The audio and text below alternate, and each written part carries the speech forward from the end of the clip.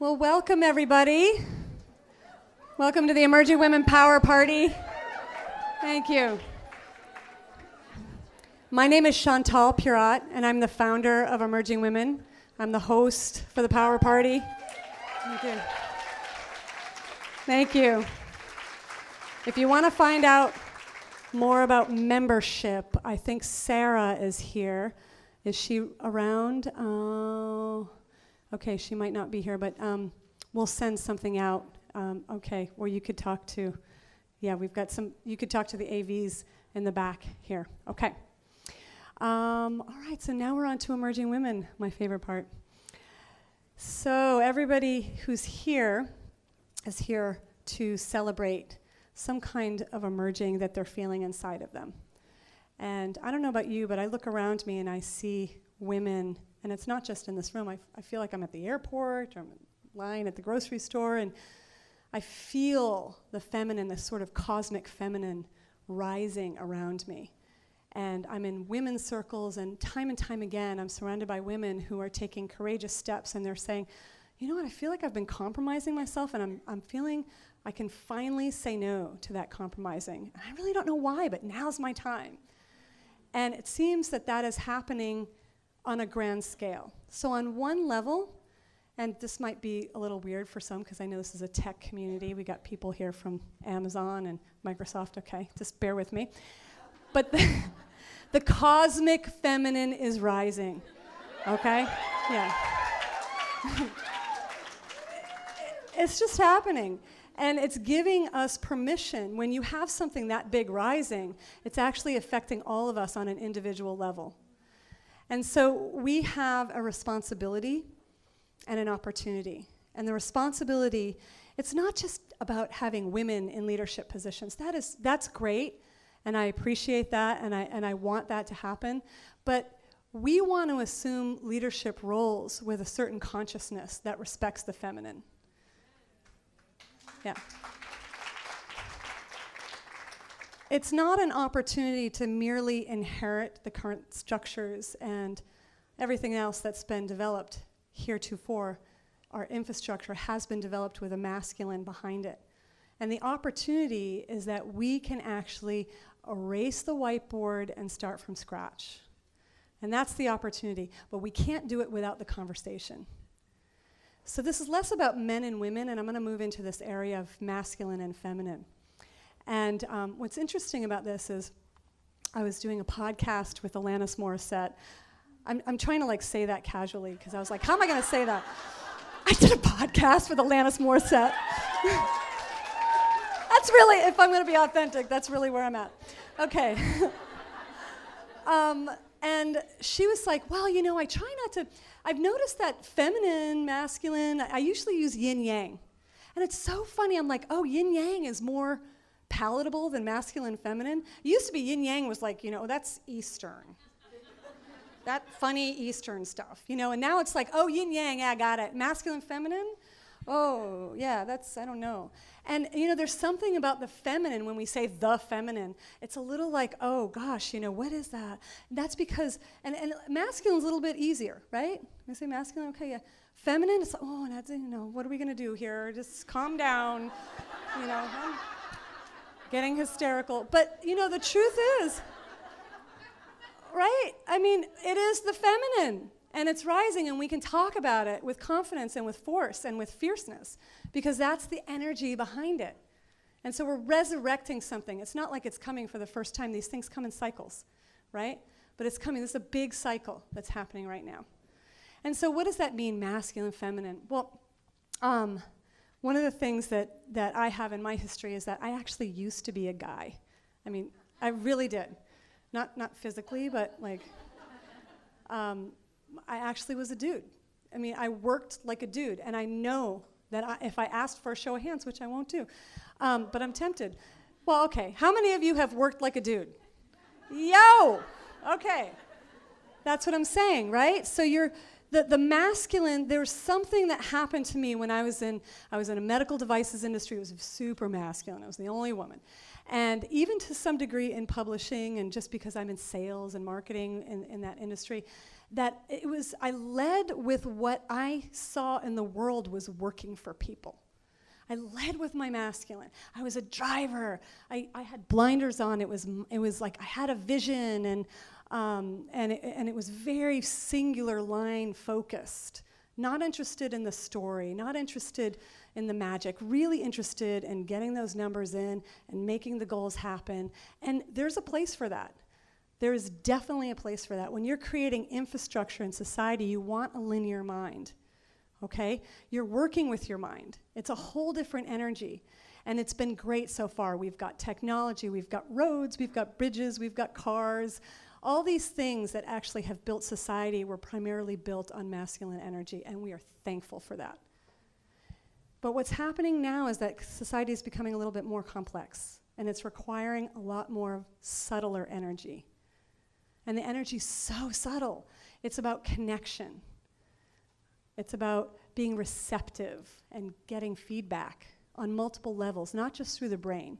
I love all the brain research, the science, like the science of spirituality, and let's legitimize all this meditation and things like that. That's so fabulous.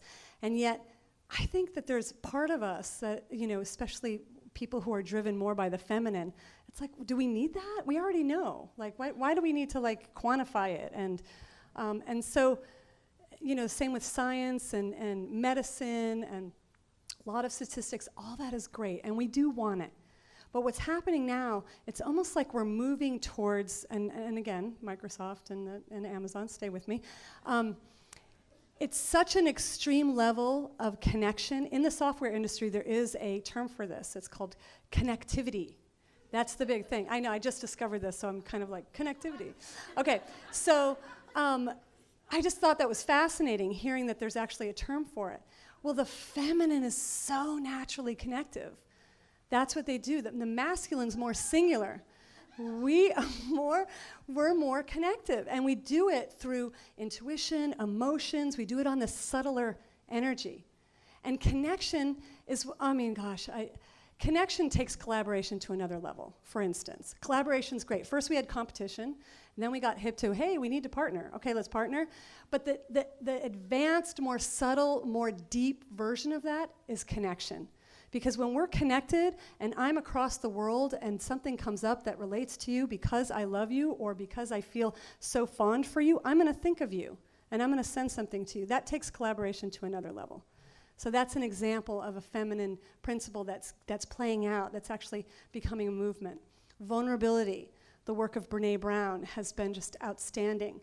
When we cannot be authentic without being vulnerable. It's just not possible. You can't.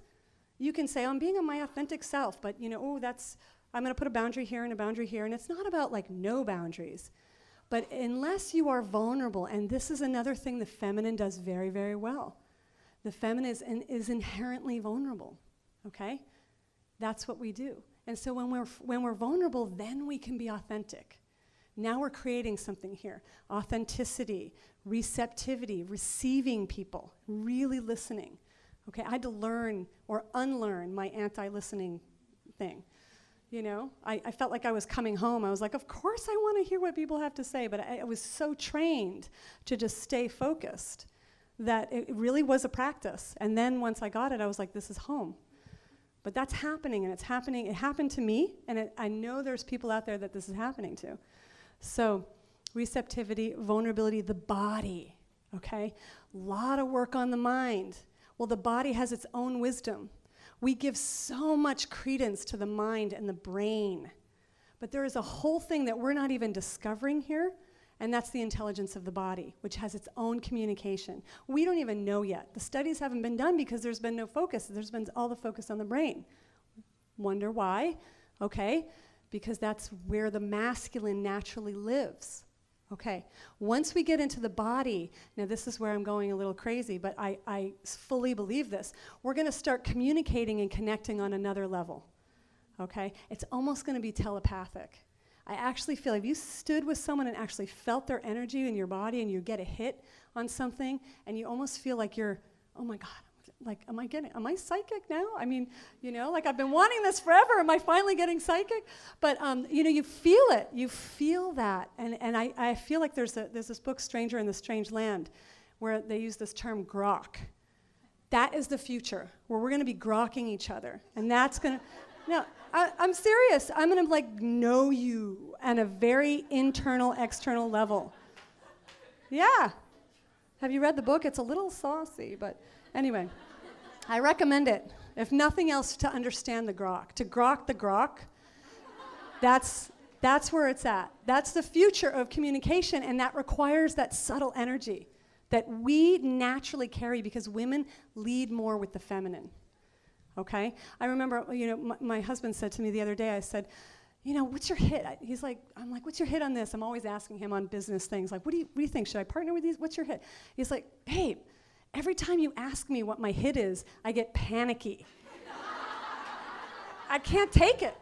He's like, I don't know. I feel like I want to lay out the facts, and I want to look at the pros and cons. And he's like, when you ask me my hit, I'm like, am I going to give the right thing? And I'm like, wow, really? I'm like, it feels so natural to me, It's like, that's all I want are people's hits. I don't even want to look. I'm like, oh, we have to look at okay, yeah, like, right? But this is about the blending. So I do want to say that, like I said, we couldn't have gotten where we are now without the masculine. And it's not about just feminine either, okay? It's the masculine and feminine coming together. But right now we need to get the feminine up. It's like we were, in a car driving, and you've got the feminine on the one side and the masculine's driving, and you're like, oh, okay, babe, you got this? I'm going to take a little nap, all right? He's like, yeah, let's go, I got it. And then, the feminine wakes up, and there's like bombs going off, and he's like averting, crashes, and you're like, babe, what happened? Why didn't you wake me up? He's like, I got it, and he's like, bleary eyes, bleary eyes. That's what the masculine is feeling right now. We got to give the masculine a break. And I'm saying the masculine because I'm not really talking about men, okay? I am, sort of, but it's really an overindulgence of the masculine. And it has been so amped up. And really, it needs a little bit of a rest. It needs a rest. Yeah. Okay. Okay. Yeah, this is my favorite conversation. So, two things are going to really change the world right now. One of them is that women are going to stop compromising their femininity and learn to lead with feminine energy and learn to bring that into leadership positions, whether it be business or political systems or advertising, finance, all of that. The second thing, just as important, and I almost think it might be more important, is when the men start to embrace their feminine nature and they start to lead with their feminine nature and they bring it into leadership positions. And that's what we're looking for here. And I'm so grateful for all of you here tonight and for your ears and your heart. Okay, thank you.